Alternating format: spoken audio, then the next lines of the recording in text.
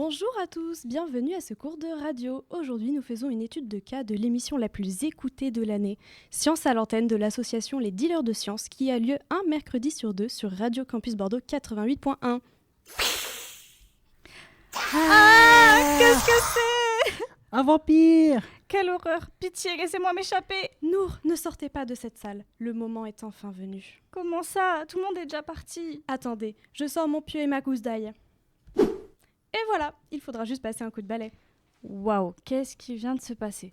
D'abord, j'apprends que les vampires existent, ensuite, ils nous attaquent, et enfin, je découvre que ma vieille prof de radio du mercredi soir a des skills de combat. Ah, mais c'est un rêve, je vais me réveiller. Reprenez-vous, ma petite, ce n'est pas le moment de faiblir. Vous avez le poids du monde sur vos épaules. Vous êtes l'élu. L'élu? L'élu. Aïe, mais vous m'avez giflé! Mais les vampires vous feront bien pire que ça si vous ne m'écoutez pas. Mon Dieu, je vous écoute. Au sein de chaque génération, il y a une élue, une Slayer. Une Slayer qui slay? Vous aimez mon outfit, c'est ça? Concentrez-vous. Une Slayer est responsable des autres. Elle doit se battre contre les forces du mal et protéger le monde. Vous avez été choisi. Vous êtes la nouvelle Slayer de cette génération. Et vous êtes qui du coup? Son observatrice. Oh, Alexandre, mon ami, comment allez-vous? Je vois que vous avez fait connaissance avec la nouvelle Slayer. Mais pourquoi tout le monde est au courant sauf moi? Et qui êtes-vous d'abord? Et c'est quoi une observatrice? Un peu de respect pour vos aînés. Alexandre, que faites-vous ici en pleine soirée? Eh bien, je suis venu te prévenir des actualités. Je pensais que cela allait vous servir lors de vos premières patrouilles. Ah, parce qu'on doit patrouiller en plus. Alors, pour commencer, avant de partir à l'aventure, il faut que vous ayez connaissance des chemins à emprunter. Et ça tombe bien, parce que le 6 novembre dernier, des chercheurs espagnols et danois ont fait des découvertes surprenantes sur les routes à l'époque de l'Empire romain en 150 de notre ère. Ah oui? Laquelle? Grâce au logiciel Itinéraire-I, ils ont découvert plus de 100 000 km de routes de cette époque. On en connaissait déjà 180 000 et on est maintenant à 290 000 km. Waouh, c'est énorme. Mais comment ils en ont trouvé autant, alors qu'elles étaient inconnues avant? Eh bien, ils se sont servis à la fois de données historiques, archéologiques et topographiques avec des documents de l'époque. Mais c'était pas déjà le cas des études précédentes? Mais ils ont également combiné ça avec des données satellites récentes. Ça leur a permis de découvrir des voies romaines en Grèce, en Espagne, au Portugal et même en Afrique du Nord. Mais comment ils sont sûrs de ça? Eh bien, justement, si la plupart des routes sont certaines, il y en a quand même 7,4% qui sont hypothétiques. Et pour les autres, leur emplacement exact est incertain pour la grande majorité. Combien de temps ils ont pu mettre pour faire tout ça à l'époque? En fait, ça concerne toutes les routes qui étaient présentes vers l'an 150, qui était considéré comme l'âge d'or de l'Empire romain. Mais les chercheurs comptent sur de prochaines recherches pour comprendre l'évolution de ces routes. Bon, ils sont bien intéressants ces Romains, mais il n'y a pas quelque chose de plus récent? Ah si, alors sur un tout autre sujet, vous voyez la station spatiale chinoise Tiangong ? Oui. Eh bien, 3 astronautes chinois étaient coincés là-bas, mais ils ont pu redescendre. Bloqués dans l'espace? Oh, l'angoisse. Mais comment ils se sont retrouvés bloqués? Ils y étaient arrivés le 24 avril à bord de leur vaisseau, le Shenzhou 20. Une autre équipe est arrivée début novembre pour la relève avec le Shenzhou 21. Jusque-là, c'est plutôt logique. Oui, mais la première équipe devait repartir avec le Shenzhou 20 le 5 novembre. Sauf qu'il a été observé une fissure sur le hublot, sûrement due à l'impact de débris spatial. Ils ont donc dû attendre sur place avant de trouver une solution. Et alors ils ont réussi à réparer? Malheureusement, non. Ils sont repartis avec le Shenzhou 21 de leurs collègues, les laissant là-haut sans solution de retour en urgence s'il y a besoin. Quoi? Mais comment ils vont faire? Pas de panique, l'agence spatiale chinoise avait préparé Shenzhou 22 en avance par précaution. Ils devraient donc les rejoindre en automatique dans les prochains jours et tout redeviendra à la normale. Ouf, sauvé. Oui, comme vous dites. Bon, moi je dois vous laisser. Bon courage contre les vampires. Merci Alexandre pour ces actualités. Nous sommes prêtes pour l'entraînement. Je reviendrai tout à l'heure pour voir l'avancée de votre apprentissage. Alors, il va falloir revenir sur les basiques, madame l'observatrice. Je vous rappelle que je n'ai pas votre vocabulaire. Chaque Slayer a son observatrice. Vous, vous tuez. Moi, je conseille et je vous aide à vous améliorer. On peut dire que je vous protège en quelque sorte. L'université Bordeaux-Montaigne se trouve à un point critique. Elle se situe au-dessus de la bouche des enfers. Il faut la protéger. Vous allez y arriver. Je suis terrifiée, je comprends rien. Je suis certaine que vous ressentez beaucoup d'émotions différentes. De la peur, de l'appréhension, mais aussi de l'excitation, je l'espère. Pas sûre pour le dernier. Avant tout, nous allons regarder une sélection de vidéos que j'ai sélectionnées rien que pour vous. Elles vous permettront de comprendre comment fonctionne votre anxiété, car une bonne Slayer ne doit jamais suivre ses émotions, mais sa raison. Ce sont des extraits vidéo issus de la télévision que j'ai téléchargés. Bonjour Annabelle Geller, et merci d'avoir accepté notre invitation pour cette émission consacrée à la peur. Vous êtes chef d'équipe dans l'équipe circuits neuronaux de l'anxiété au neurocentre Magendie à Bordeaux. Pour commencer, est-ce que vous pourriez vous présenter un peu plus en détail? Quelle est votre profession? Comment vous êtes-vous retrouvé à la tête de cette équipe et quels sont les grands axes de vos travaux actuels? Bonsoir, merci pour l'invitation, je suis ravie d'être là. Donc, je suis Anna Beyeler, je suis directrice de recherche à l'INSERM, donc dans un institut dédié à l'étude des maladies psychiatriques, le neurocentre Magendie, localisé à Bordeaux. Et donc, comment je me suis retrouvée à la tête de cette équipe? En fait, je l'ai fondée en fin 2017, suite à un post-doctorat aux États-Unis, que j'avais fait après un premier post-doctorat ici à Bordeaux, dans un bâtiment tout proche d'ici. Et une thèse que j'avais fait sur le campus de Carrère. Voilà. Donc ça, c'est un petit peu mon parcours académique. Et pourquoi j'ai focalisé le sujet de recherche de mon équipe sur l'anxiété? En fait, c'est vraiment le fruit de mes apprentissages en neurosciences au cours de mon parcours et aussi l'apprentissage de la prévalence des troubles anxieux qui représentent environ 18% de la population adulte à chaque année. Et à l'échelle d'une vie, c'est plus d'un quart des individus qui vont être confrontés à ces pathologies au cours de leur vie. Donc, il n'y a pas tant de recherches sur ces maladies-là. Donc voilà la raison de nos recherches. Très bien. Alors maintenant qu'on vous connaît un peu mieux, j'aimerais que l'on bascule vers des questions plus générales, mais essentielles à propos de la peur et de ses mécanismes. Commençons par la base. En quoi la peur est-elle une émotion utile, voire vitale, pour notre survie? Alors la peur, c'est vraiment une réaction physiologique, donc à l'intérieur de notre corps, et comportementale en réponse à un danger imminent, donc à quelque chose de vraiment très dangereux qui arrive sur le moment. Et c'est différent de l'anxiété qui, elle, est une réponse en anticipation d'un danger. Donc, il n'y a pas le danger présent, mais il y a des signes potentiels de danger. Donc, si on réfléchit en termes d'une petite souris, par exemple, ça pourrait être l'odeur ou les traces de pas d'un prédateur, et alors que le prédateur n'est pas présent. Ou pour un humain, quelque chose de plus proche de nous. Par exemple, si on traverse une route, voilà, il y a une voiture qui est en train de nous rouler dessus, donc là, on va avoir peur. Mais en fait, avant de traverser, on va avoir cette petite pique d'appréhension et on va regarder à droite, à gauche. Donc, pourquoi c'est important pour notre survie? Les deux, la peur et l'anxiété, c'est parce que ça va déclencher des réponses physiologiques, mais aussi comportementales pour nous préparer et avoir la réponse la plus adaptée possible à ce danger présent ou potentiel. Donc du coup, à partir de quel moment une peur normale se transforme en anxiété? Et comment est-ce qu'on distingue une anxiété ordinaire des troubles anxieux, à proprement parler? Alors ça, c'est une très bonne question et c'est une zone grise très difficile à identifier. Donc en général, ce qui se passe, c'est que les individus, les patients vont aller consulter. Donc ça, c'est vraiment le début. Et donc pour être diagnostiqué avec un trouble anxieux, il faut avoir plusieurs symptômes. Donc un qui est toujours présent, qui est une inquiétude chronique et persistante, indépendamment de l'environnement. Et après, plusieurs autres symptômes. Et la combinaison de ces symptômes doit perdurer pendant au moins 6 mois.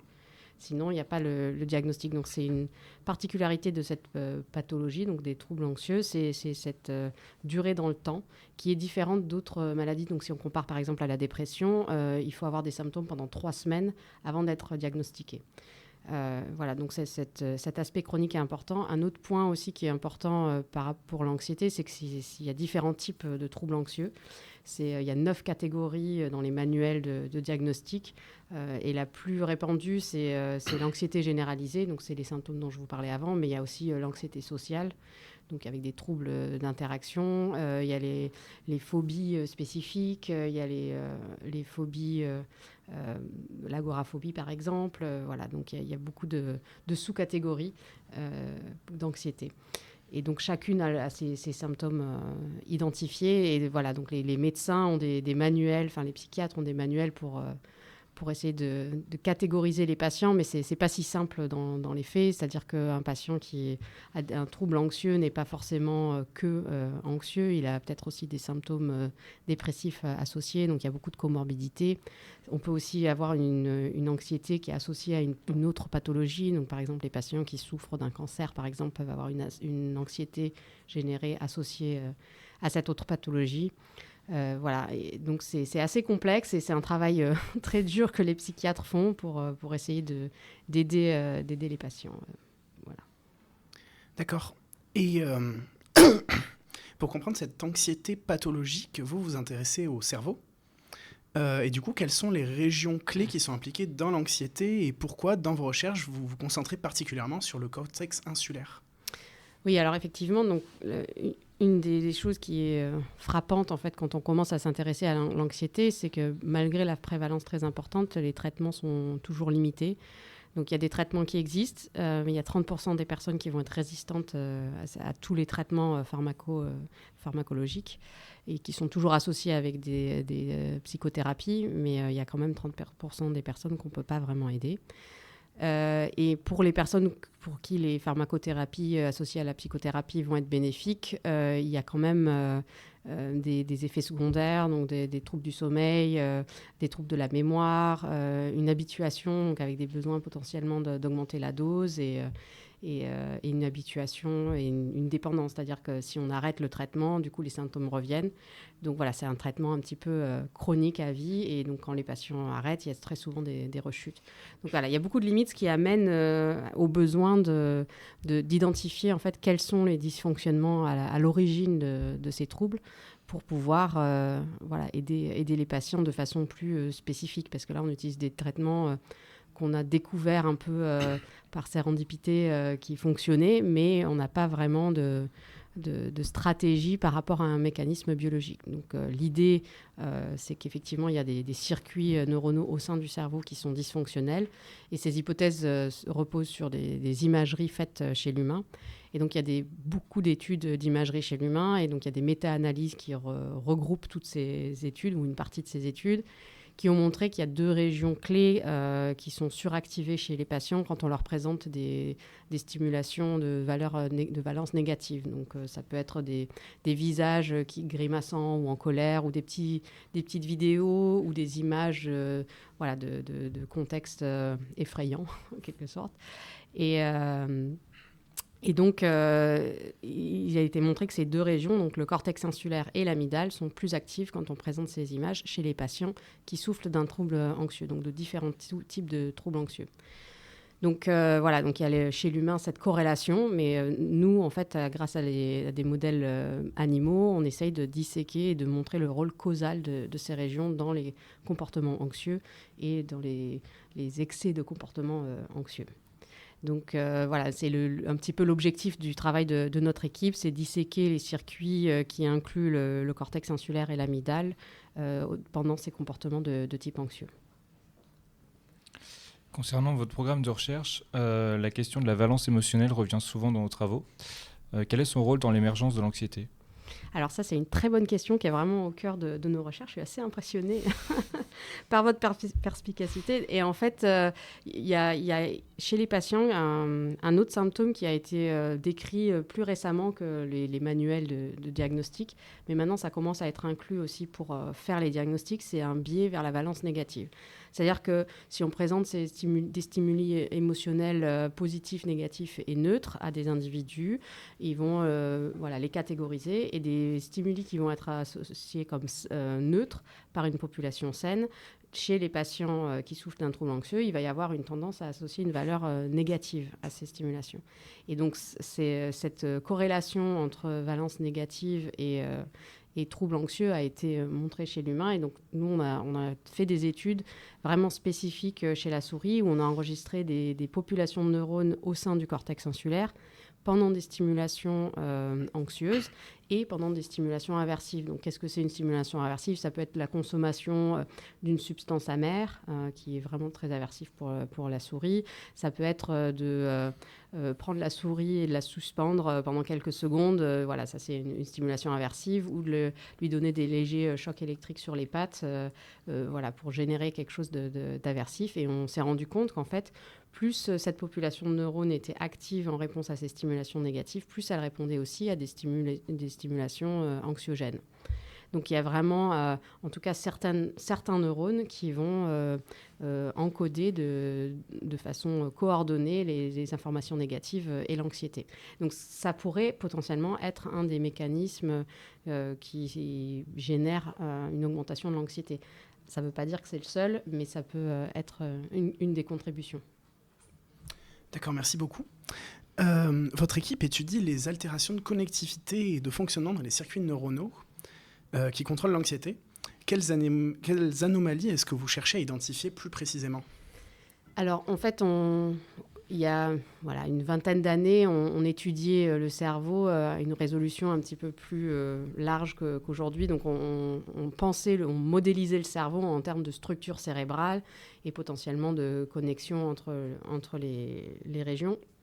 En fait, on s'est rendu compte qu'au sein d'une même région, il y a des neurones qui vont envoyer de l'information dans différentes régions du cerveau. Donc, il y a vraiment une diversité de populations cellulaires au sein d'une même région cérébrale et que au sein d'une même région, donc ça c'est le fruit de mon post-doctorat que j'ai fait aux États-Unis, donc ça c'était au sein de l'amygdale, j'ai montré qu'en fait des neurones qui envoient l'information vers un noyau, le noyau accumbens, encodaient préférentiellement les informations positives, et une autre population donc était vraiment dans la même région, qui envoyait l'information dans un autre sous-noyau, elle encodait préférentiellement les informations de valence négative.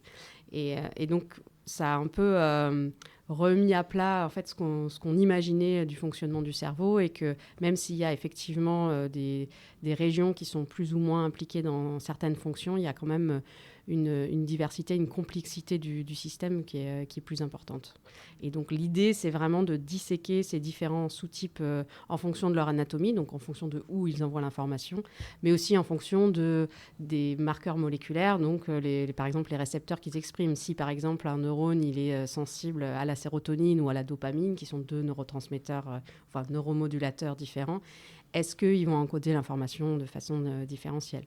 Donc là, par exemple, on a une étude qui va bientôt sortir qui s'intéresse justement à ces neurones qui expriment le type 1 de récepteurs à la dopamine, et on montre qu'ils sont très impliqués justement dans l'encodage de l'anxiété au sein de l'insula. Donc maintenant, une question que je pense qu'on se pose tous. Si on parvient à pointer du doigt avec précision ces circuits qui dysfonctionnent, est-ce qu'on peut imaginer à terme réparer entre guillemets l'anxiété ? Ou alors est-ce que votre objectif est-il avant tout de mieux comprendre les mécanismes qui sous-tendent cette émotion ? Alors je pense que pour pouvoir envisager d'aider et de soigner, il faut vraiment comprendre c'est l'étape, alors à moins qu'on ait un gros coup de chance, ça peut arriver, mais c'est quand même assez rare. Et donc l'idée, c'est évidemment de comprendre, mais avec cette perspective à long terme de pouvoir traiter les patients. Et oui, pardon, donc c'était quoi la deuxième partie de la question ? Du coup, c'était savoir si c'était... Comment on peut effectivement restaurer l'activité dans ces circuits. Donc il y a plusieurs approches. Il y a des approches invasives où on irait directement moduler l'activité des neurones avec des stimulations extra-crâniennes, mais tout de même avec des changements de l'activité neuronale. Ce qui est possible. Il y a toujours les traitements pharmacologiques qui sont moins spécifiques parce qu'ils vont agir sur l'ensemble du système nerveux et même du corps. Il y a quand même des voies prometteuses sur cet aspect. Et un des axes qu'on étudie, c'est les psychédéliques. Donc, je ne sais pas si vous avez entendu parler du potentiel pour traiter certaines maladies psychiatriques des psychédéliques, qui sont des substances hallucinogènes et qui ont en fait... quand elles sont utilisées dans un contexte clinique, peuvent avoir des effets bénéfiques. Et ce qui est assez incroyable avec ces molécules, c'est qu'en fait, il suffit d'une exposition à la molécule pour avoir des effets bénéfiques à long terme. Alors qu'avec les traitements anxiolytiques classiques, il faut prendre les traitements pendant des semaines, voire des mois. En fait, pendant même des années pour beaucoup de patients. Et donc là, il suffit d'une prise ou deux pour avoir ces effets bénéfiques. Excusez-moi. Et donc, si on revient sur les thérapies de modulation de l'activité, il y a une approche qui me paraît très intéressante, qui est encore à ses débuts, qui est le neurofeedback, donc où on réalise des enregistrements de l'activité cérébrale, donc avec différentes approches. Et on peut cibler donc certaines régions. Et l'idée, c'est d'apprendre aux patients à réguler eux-mêmes l'activité de leur cerveau avec un retour sensoriel. Donc ça, c'est des études qui sont très préliminaires et qui sont pas faites par nous. Du coup, nous, on est vraiment sur la dissection des circuits dans des modèles animaux. Mais il y a des chercheurs qui essayent de mettre ça au point sur des bases d'EEG ou d'imagerie fonctionnelle pour essayer d'apprendre aux patients vraiment à détecter et à contrôler leur activité cérébrale. Vous nous avez parlé, Pardon. vous nous avez parlé de thérapie. Est-ce que vous développez par exemple des techniques de diagnostic aussi ou d'autres alternatives Alors effectivement, d'avoir un marqueur neurobiologique, ça serait idéal. En fait, c'est quand même un peu plus complexe que ça. Et on parlait plutôt de la limite entre le physiologique et le pathologique. Et donc, je vous ai dit, c'est quand un individu va consulter, ça commence par ça.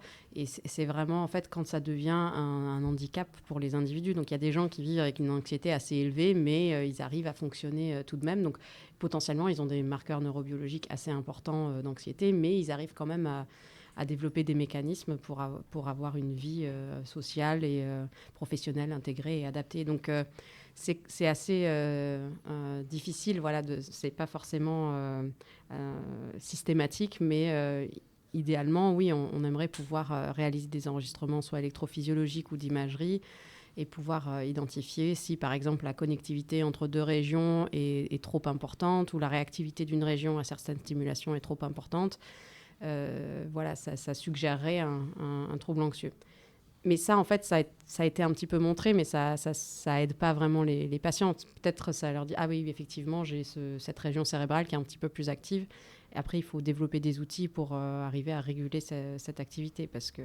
Et puis après, il y a la question aussi de la possibilité, de la faisabilité de mettre en place ce genre d'approche. C'est-à-dire que faire une IRM, on ne peut pas avoir tous les patients qui vont consulter un psychologue ou un psychiatre passer à travers une IRM. En fait, c'est des investissements trop importants, aussi à cause de la prévalence très importante de cette maladie. Donc, c'est pas encore faisable. Et puis, évidemment, il y a d'autres personnes qui cherchent des marqueurs différents, des marqueurs dans le sang. Ça serait encore plus simple. Il y a l'hormone du stress, par exemple, mais c'est pareil, c'est pas des règles 1 pour 1. C'est-à-dire que c'est pas parce qu'on a un niveau d'hormone du stress plus important qu'on va forcément souffrir d'un trouble anxieux.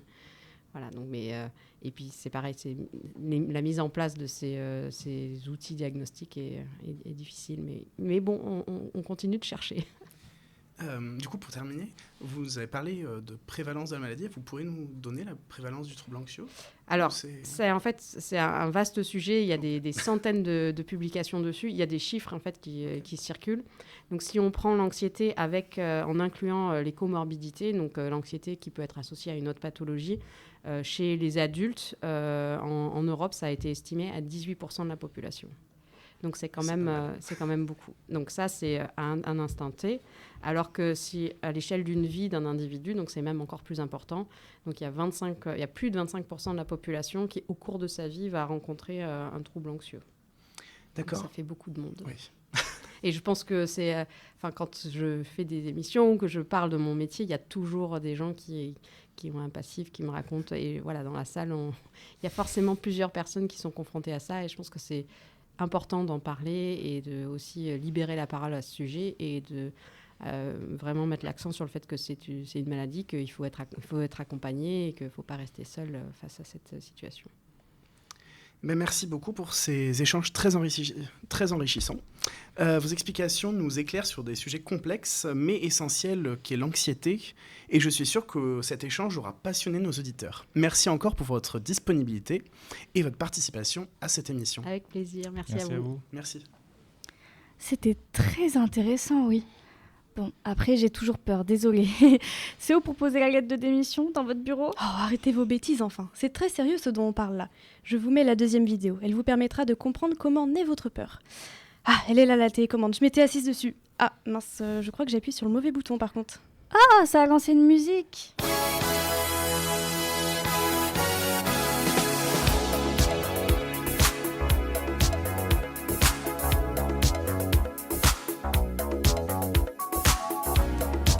It's close to midnight.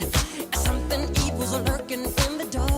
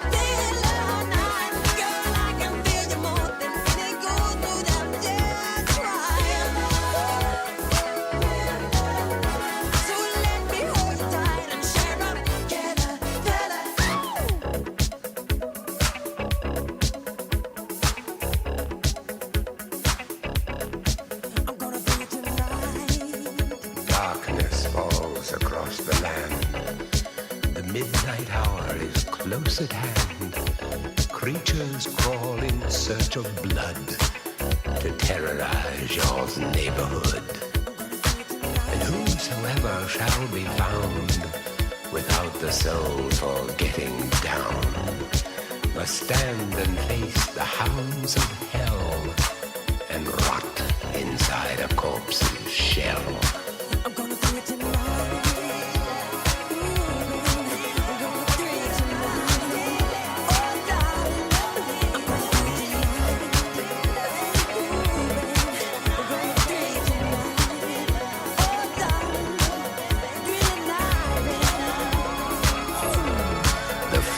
Stench is in the air, the funk of 40,000 years, and grisly ghouls from every tomb are closing in to seal your doom.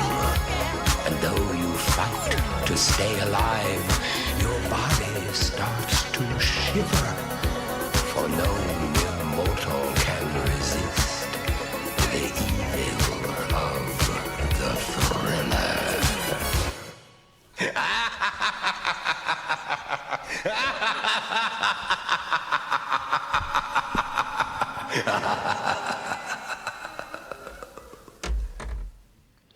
Ah, Thriller de Michael Jackson. C'était le tube à mon époque.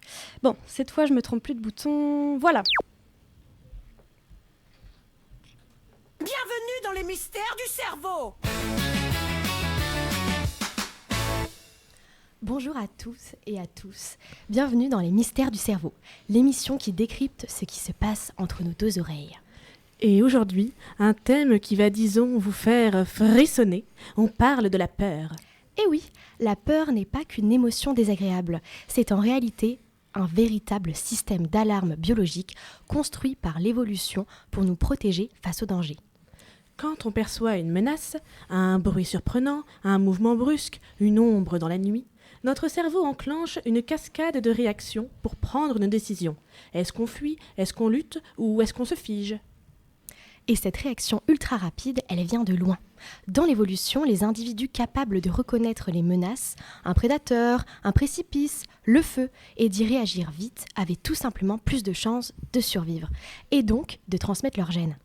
Et oui, résultat, certaines peurs sont biologiquement préprogrammées, inscrites directement dans nos circuits neuronaux.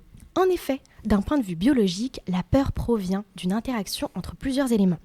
Les structures cérébrales comme l'amygdale, l'hypothalamus et le cortex préfrontal, et les hormones du stress comme l'adrénaline ou le cortisol. Sans oublier les mémoires émotionnelles. Le cerveau retient les dangers et associe certains stimuli à des situations dangereuses déjà vécues. En clair, la peur est à la fois innée et apprise. Et justement, on peut classer la peur selon leurs origines. D'abord, il y a les peurs biologiquement préparées, partagées par la majorité des humains. Celles-là viennent tout droit de notre évolution. Peur du vide, de l'obscurité, des serpents, bref, les classiques de la survie. Ensuite, on retrouve les peurs apprises, celles qu'on acquiert par l'expérience ou par observation. Par exemple, si je me fais attaquer par un vampire... Oh non, pas les vampires, j'ai horreur de ça. Je me rappellerai toujours du jour où j'ai été mordue. Je comprends mieux pourquoi ton cerveau l'associe tellement directement au danger. C'est une peur que tu as déjà apprise. Oui, bref. On trouve aussi les peurs sociales, celles liées à notre besoin d'appartenance et à la crainte du jugement ou du rejet. Peur du ridicule ou peur de parler en public, par exemple. Et enfin, il ne faut pas oublier les peurs existentielles, propres à l'espèce humaine. Ce sont celles qui viennent de notre conscience du temps, de l'avenir et de la mort, l'angoisse de perdre un proche, de la peur du futur, ou même celle de ne pas savoir, de ne pas trouver sa place. Mais peu importe leur origine, toutes ces peurs reposent sur le même mécanisme cérébral. Eh oui, tout commence dans l'amygdale. Et non, pas celle au fond de la gorge. Ici, on parle de 2 petites amandes logées dans le lobe temporal du cerveau. Elles sont nos sentinelles. Elles scrutent en permanence ce qui se passe autour de nous, prêtes à sonner l'alarme au moindre signe de danger. Et quand elles s'activent, elles préviennent l'hypothalamus, qui à son tour libère les hormones du stress. Le cœur bat plus vite, la respiration s'accélère, les muscles se tendent, notre corps est prêt à réagir. Oui, tout est fait pour pousser notre instinct de survie à se réveiller. Vieux réflexe animal. Mais heureusement, on a aussi notre cortex préfrontal, le centre du raisonnement. C'est lui qui analyse la situation et peut dire à l'amygdale « Calme-toi, ce n'était qu'une porte qui claque et pas un fantôme ». Eh oui, la peur, ce n'est pas juste une émotion irrationnelle, c'est un système d'alerte intelligent, fruit de millions d'années d'évolution. Elle nous évite de tomber, de nous brûler, ou de croiser un vampire au coin d'une ruelle sombre. Et finalement, même si elle nous fait parfois trembler, la peur reste l'une de nos meilleurs alliés. Exactement. La peur nous protège, nous apprend, et parfois nous fait rire une fois le danger passé. Merci Léonie, et merci à vous tous d'avoir écouté Les Mystères du Cerveau. On se retrouve la semaine prochaine pour un nouveau mystère du cerveau. Alors, c'est plus clair maintenant ? Je crois que j'ai mieux compris, oui. Bien, alors maintenant on passe à la phase pratique. Direction le cimetière. Non! Allez hop, suis-moi, on va maintenant... Savez-vous quelle est la première émotion ressentie par un personnage dans la Bible? Mais vous êtes qui, vous? Répondez à ma question. La joie. Vous suivez pas ou quoi? Vous parlez de quoi depuis le début? Mais non, c'est la peur, voyons. Ah, Théo, mais qu'est-ce que vous faites encore là? Mon cours s'est fini il y a 40 minutes. Après l'attaque du vampire de tout à l'heure, je me suis caché dans un coin en attendant qu'il parte. Vous m'avez bien distrait, c'était très intéressant toute cette histoire de Slayer. Et du coup, pourquoi vous m'avez posé cette question en me faisant peur? Peur, tout de suite les grands mots. Vous avez peur de tout aussi. Cher Slayer, vous pouvez me dire, et à raison, mais Théo, pourquoi tu nous parles de la Bible? T'es devenu une grenouille de bénitier ou quoi? La loi de 1905, ça te dit quelque chose? La théologie de la libération, c'est has-been. Et je vous répondrai que c'est ma chronique et que je fais ce que je veux. Mais alors, la peur, qu'est-ce que c'est? Eh bien, c'est comme tout. Ça peut être situé socialement. Oh non, il est reparti sur Bourdieu, on n'est pas sorti de l'auberge. Je m'explique. Vous vous dites, vous, raisonnable esprit dans la fleur de l'âge, qu'est-ce qui pourrait m'effrayer dans l'ouverture d'un Carrefour City dans le très chic 6e arrondissement? Faudrait être fou, il va aller chercher loin ces exemples. Et non, en juillet dernier, ça a provoqué un véritable scandale, avec pétition et tutti quanti. Les bourgeois du 6e avaient peur qu'un Carrefour City, je répète, un Carrefour City, devienne un haut lieu du deal ou je ne sais quoi. C'est vrai quoi, merde, installer un monop pourquoi pas, mais un vulgaire Carrefour. On leur a dit que le mètre carré se négociait 20 000 ici ou pas? En bref, parmi les signataires de cette très digne pétition, on retrouve Alain Finkielkraut. C'est une pétition contre un Carrefour ou un texte de soutien à Matzneff? Théo, s'il te plaît, tu t'égares là. Une sortie au cimetière nous attend. Oui, pardon, je m'égare. On revient sur la peur. Par exemple, le banquet du Sénat, quand il voit monsieur Gérard Larcher arriver avec ses gros sabots. Théo, la politique, s'il te plaît. Bon, j'espère que vous avez compris. En gros, nos peurs peuvent être situées en fonction d'où on se trouve sur l'échelle sociale. Parfois, la peur peut être instrumentalisée à des fins diverses et variées, en particulier dans le traitement médiatique. Oh non, attendez, je crois que je me transforme en Théo Décrypte. Ah, mais attends, ça m'intéresse ça. Dis-nous en plus. Si je vous dis Bauer, vous me dites. Ah oui, ça me revient. Jack Bauer, le héros de la série 24 heures chrono. Mes meilleurs souvenirs d'enfance. Qu'ils sont forts quand même ces Amerlocs. Et non, Alain Bauer, un peu plus dégarni que notre agent des services secrets. C'est qui encore celui-là? Super, mon intervention va servir à quelque chose. Alain Bauer, dès qu'il y a un événement grave, tu peux être sûr qu'il arrive plus vite que les pompiers. C'est un peu un toutologue. Un quoi? Un toutologue, pas un expert de notre plus fidèle compagnon, mais bien une caution intellectuelle que les grands médias utilisent à outrance pour construire et maintenir le discours du tout sécuritaire face à un monde qui serait de plus en plus dangereux. Mais non, c'est pas possible, les gens s'en rendent compte à un moment. Et non, les gens ne s'en rendent pas compte. Ça a des avantages. Par exemple, ça me permet de faire l'idiot devant vous, mais ça a surtout beaucoup d'inconvénients. Le chercheur Mathieu Rigouste, à ne pas confondre avec son cousin fruit de mer, Mathieu Langouste, nous a écrit un bouquin sur le sujet. Comme je suis le plus gentil des chroniqueurs, je vous en présente un court résumé qui n'est bien évidemment pas du tout orienté. Bon, Théo, vous continuerez votre explication au prochain cours. Hein. Nous, on a des choses à faire. Nour, dépêche-toi. J'ai envie d'écouter, moi. Alain Bauer, c'est le grand spécialiste autoproclamé de cette surenchère sécuritaire. Après une longue carrière d'apparatchik, imperméable au changement de gouvernement, de gauche ou de droite, il est injouable, c'est notre Ousmane Dembélé du Grand Orient de France. Il a ses ronds de serviette sur tous les plateaux télé, invité permanent des talk-shows et autres pseudo-représentations de la démocratie. Il propage à envie son discours sécuritaire à qui veut l'entendre. Ça fait froid dans le dos, il doit vraiment vivre dans la peur constante ce monsieur. Ne nous faisons pas avoir. Reprenons, il est connu pour sa théorie des nouvelles menaces. Ça fait peur. Après l'effondrement de la menace soviétique dans les années 90, on doit construire le récit d'un nouveau grand méchant. Dans quel but, me direz-vous? Dans quel but? Pour le nerf de la guerre, camarades. Pour les brousoufs, les dollars, les pascal, les benjamins, les yébis, les scalapes, l'argent, pardi. Le secteur militaire et sécuritaire est l'un des plus rentables au monde. D'ailleurs, vous savez ce qu'on vend en France? Des baguettes et des rafales. L'un est quand même meilleur que l'autre. On doit trouver un ennemi pour justifier le fait qu'on vende des armes, mais également des programmes de sécurisation. Ça va de pair, le monde est bien fait quand même. Monsieur Bauer nomme le problème et offre la solution, gagnant-gagnant. On lui doit entre autres la superbe théorie, encore une, du décèlement précoce. En gros, on définit des domaines susceptibles d'être déstabilisés et des populations menaçantes, c'est-à-dire des secteurs à privilégier d'urgence pour investir dans la sécurisation, avant même qu'une menace ait pu en émerger. Cette idée, qui a fait ses preuves, ça va sans dire, marche avec la notion de zone grise. C'est l'idée pas du tout raciste qui plus est, que certaines zones du tiers-monde et les quartiers populaires seraient vus comme des lieux de prolifération de ces nouvelles menaces. On doit équiper des villes avec des systèmes de vidéosurveillance pour la sécuriser. Super! N'allons pas fouiller pour voir si Bauer a des intérêts marchands avec ses installations. Je pense qu'on serait surpris. Paradoxalement, vous savez ce qui fait augmenter le sentiment d'insécurité ? Non, mais tu vas nous le dire ? C'est bien la sécurisation. Plus on déploie de policiers dans une zone, plus se répand l'idée que la zone est à risque. Le sentiment d'insécurité croît avec la précarisation et l'isolement social. Et il diminue quand s'organise l'entraide et la solidarité. Mais là, c'est un autre débat. Bon, tu nous as un peu déprimés là, t'as pas un mot de fin ? Les idées de la classe dominante ont toujours été les idées dominantes, et les seules peurs légitimes sont évidemment sous-représentées par cette même classe dominante. Qu'en est-il de la misère, de l'exploitation et de la précarité, des violences policières, de la prison, du sexisme, de la discrimination et de l'aliénation au travail ? Ne nous faisons pas avoir. Unissons-nous, réfléchissons ensemble et posons les vraies questions. C'était très intéressant, mais nous devons partir, je crois. Oui, l'entraînement nous appelle. Allons-y, No. On se voit au prochain cours, Théo. Oui, madame. Bon courage. Allez, c'est parti. Est-ce qu'on a au moins le droit d'écouter de la musique sur le trajet ? Bon, pour cette fois, j'accepte, mais ça dépend de ce que tu proposes. Ghost de Skip the Use, un classique. Ok, j'accepte. Time is running out, a ghost keeping me alive. I get what he means, you have to survive. 8 o'clock in the morning, too hard to give, too hard to live. I can't stop dreaming, do you know what I mean? You make up your angry eyes, you stay hidden, but I see you smile. I wanna stay inside your arms, I want to feel fine. 20 minutes and I'm ready, it's not raining today. I'm late and I must hurry, welcome to my way. I don't wanna wear this, I'm sorry, it's not raining today. Kill the light, I can see. Time is running out, the ghost keeping me alive. I get what it means, you have to survive. Time is running out, the ghost keeping me alive.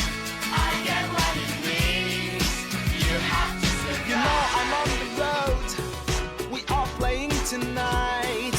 Ever since this morning, your kiss is on my skin. What's your game tonight? Will you talk to me? You know I need you to make it real. Time is running out, the ghost keeping me alive. I get what it means, you have to survive. Time is running out, the ghost keeping me alive. I get what it means, you have to survive. You're gonna die, die, die. I get what they're saying to me. I gotta smile, smile, smile. Forget it, I won't obey. Promise on my words, leave the gun outside. I got the words, let them blow your mind. It's a lie, lie, lie. I get what the story will be. You gotta try, try, try. Escape your miseries. Stop the motion, I got the solution. Wake up, focus, live and get free. Time is running out, the ghost keeping me alive. I get what it means, you have to survive. Time is running out, the ghost keeping me alive. I get what it means, you have to survive.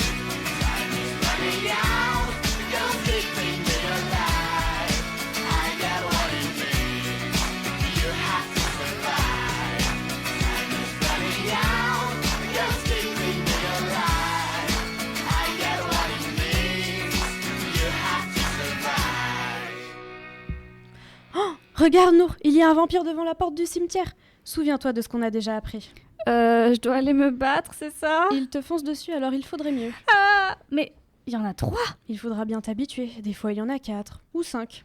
Oh, mais les vampires se tuent entre eux ? Il me semble qu'il n'y avait qu'un vampire sur les 3.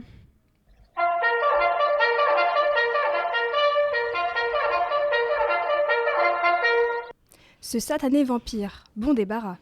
N'ayez crainte, en tant que militaire, nous sommes là pour veiller à votre sécurité. Bon, Ok, ça me rassure un peu, mais vous savez, la peur, c'est difficile à contrôler. Je crois que je vais avoir besoin de temps pour m'habituer.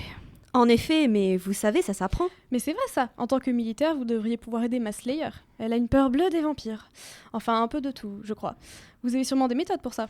Hé, excusez-moi d'avoir peur de créatures sanguinaires qui veulent me tuer. Enfin, je suis prête à vous écouter, si c'est pas classé secret défense, bien sûr. Non, je pense qu'on devrait pouvoir vous partager un peu de notre expérience. Contrôler notre peur est en réalité un point crucial de notre formation.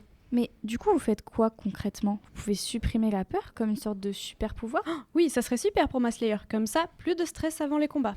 Ne vous emballez pas enfin, nous n'avons aucun super pouvoir comme celui que vous décrivez. La peur, nous ne l'éliminons pas, nous l'apprivoisons. La peur n'est pas un bug, c'est un système d'alerte conçu pour nous aider à survivre. Le soldat ne cherche pas à être invincible, il cherche juste à rester fonctionnel. Cette émotion peut se contrôler si nous maîtrisons ces éléments déclencheurs. Et un des premiers outils qui peut nous aider, c'est l'anticipation. Eh oui, à l'armée, une grande partie de la formation consiste à apprendre à mieux anticiper les événements, se préparer à différents scénarios pour éviter les imprévus, le doute et donc la peur. C'est le principe de la méthode MEDO. Oula, c'est quoi ça encore? Ça a l'air très sérieux et compliqué. Mieux vaut que ça le soit, en effet. MEDO correspond à méthode d'élaboration d'une décision opérationnelle tactique. Le but est d'amener chaque officier à pouvoir trouver des solutions rapides et complètes à des problèmes posés. Et donc, plus on apprend à réfléchir vite face à l'imprévu, plus on va pouvoir réduire les situations de stress liées aux événements? Exactement. La capacité d'anticipation permet une plus grande confiance et une maîtrise de soi en réduisant la charge mentale. Et une meilleure confiance en l'équipe aussi. Les formations permettent d'organiser une tactique collective et utilisée par chaque militaire qui peut alors avoir une confiance totale en la stratégie globale. Car si la peur est contagieuse, le calme aussi. Ainsi, la cohésion d'équipe réduit les réactions de panique. Les militaires apprennent aussi à gérer leur peur grâce à la répétition. Oui, c'est vrai, car plus on répète des gestes dans des conditions réalistes, moins le cerveau panique car il reconnaît la situation. Tout à fait. On répète jusqu'à ce que le cerveau se lasse de paniquer face à une situation précise. Pour citer un grand homme, Batman, « Pour vaincre la peur, tu dois te fondre en elle. » Donc avec tout ça, un militaire devrait être paré contre la peur alors? Attendez, avec tout ce que vous vivez, vous devez bien avoir besoin de d'autres techniques pour diminuer le stress tout de même. Vous avez raison. Au-delà du travail opérationnel, il existe des méthodes afin d'aider chacun à évacuer leur stress. Peut-être avez-vous déjà entendu parler de la méthode Orpha et Top? Désolée, ça ne me dit vraiment rien. Pourtant, cette méthode, bien que développée initialement par l'armée, est maintenant utilisée pour d'autres métiers et situations. Elle repose principalement sur des exercices de relaxation et de respiration. Dans l'armée et en psychiatrie, on l'appelle maintenant la méthode de la boîte ou du carré. On inspire pendant 4 secondes, on retient pendant 4 secondes, on expire pendant 4 secondes et on retient pendant 4 secondes.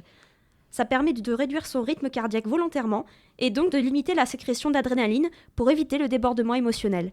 Elle introduit aussi de l'imagerie mentale qui permet encore une fois l'anticipation de la journée qui suit.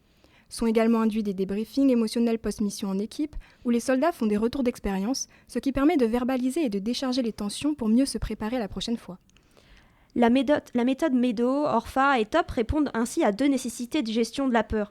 La peur chaude, qui va concerner toutes les réactions immédiates et instinctives, comme face à un bruit de tir ou une explosion, et la peur froide, comme l'anxiété anticipatoire la veille de mission par exemple.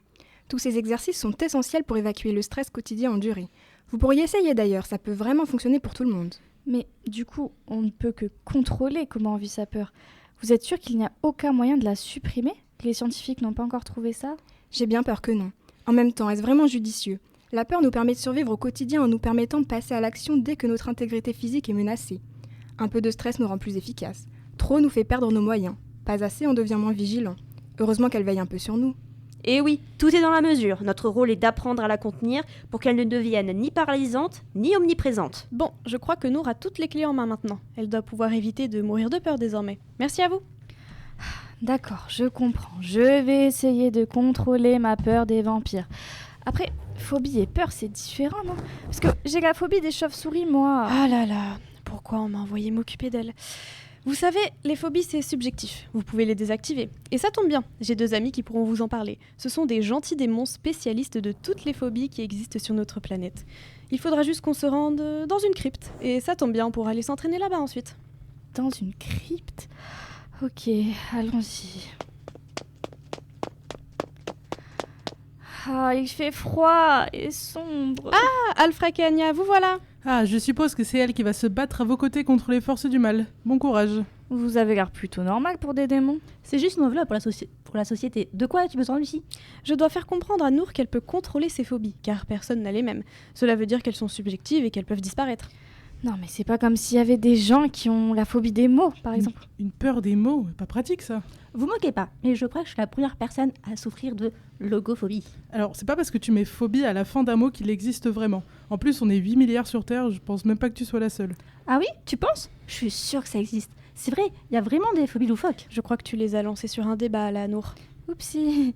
Je peux rentrer chez moi, du coup. Hop, tu restes là, toi. J'ai déjà entendu parler de la styrophobie. Tu sais ce que c'est?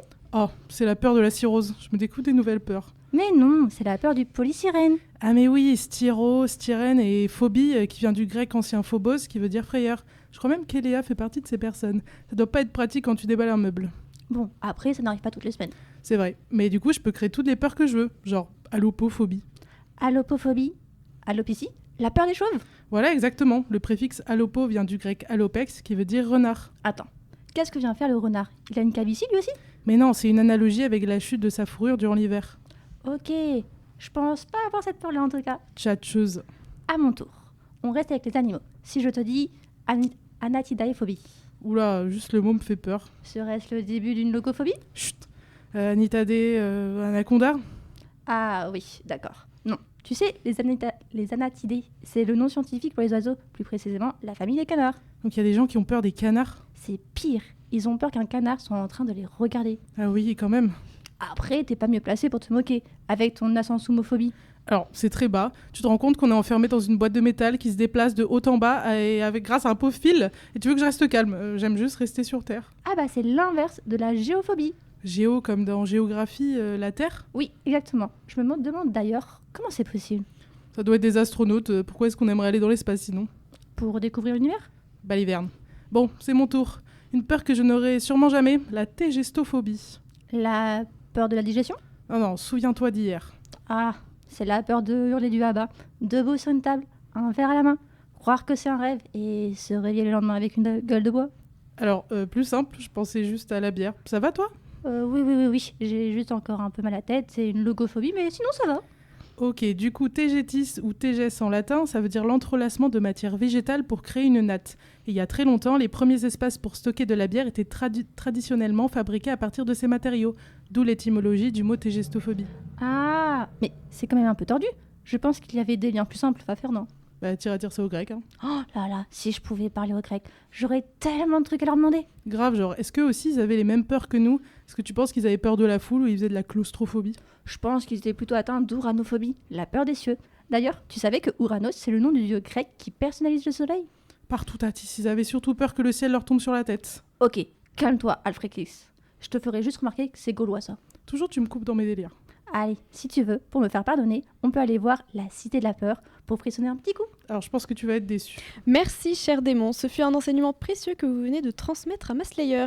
Je pensais que les démons étaient plus impressionnants que ça quand même. Hein. Qu'est-ce qu'elle vient de dire, la petite? Rien. Juste que vous êtes des démons très impressionnants. Ah, merci. Vous allez aller très, très loin, Nour. Ah, merci. Oh, allô? Allô? Alexandre? Allô, Lucie? Vous êtes où?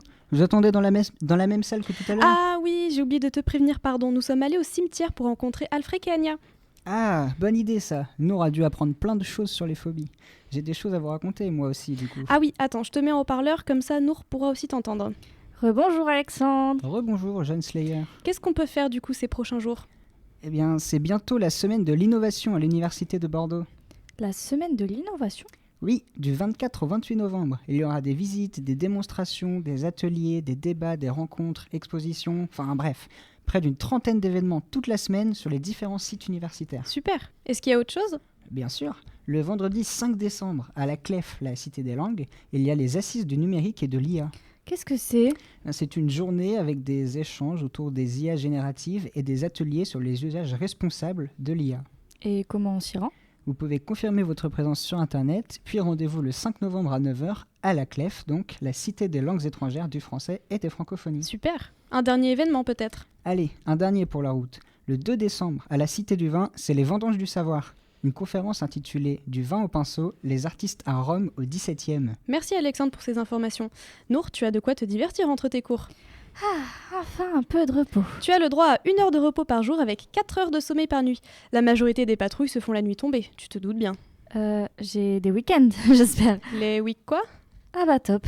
On se donne rendez-vous dans 2 semaines pour mon prochain cours, mercredi 3 décembre à 19h, pour parler de minéralogie et de géologie. Oh, vous allez m'apprendre à utiliser le pouvoir des pierres. Un observateur ne révèle jamais ses secrets. À dans 2 semaines pour le découvrir.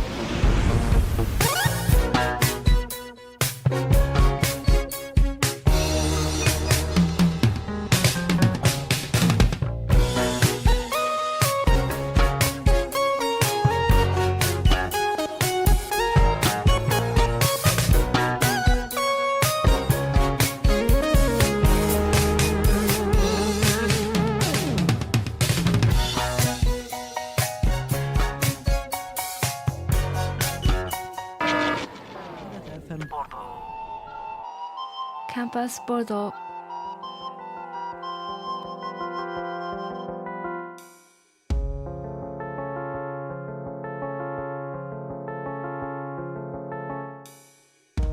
Hängen en ströde fina männes. Hängen en ströde fina männes. Hängen en ströde fina männes. Hängen en ströde fina männes.